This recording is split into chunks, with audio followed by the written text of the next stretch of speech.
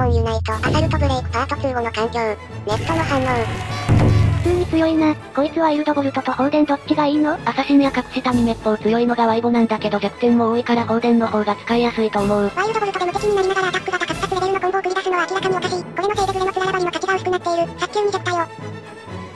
シールドアホすぎ、電気スキュアワーと組み合わせたら突破できなさすぎ。またコイキングの序盤レーンの借り方わからんやつ出てくるやん。飛び跳ねるの異常な量のシールドでつららばりを耐えながら後衛まで飛び込み、距離を取ろうとしても F 字で圧される。せっかく取り囲んでもユナイト技で回避しつつ逃げか反転の2択。クソポケと言いたいところだがポケモンに失礼なので青くて長いうんちと呼ぶことにする。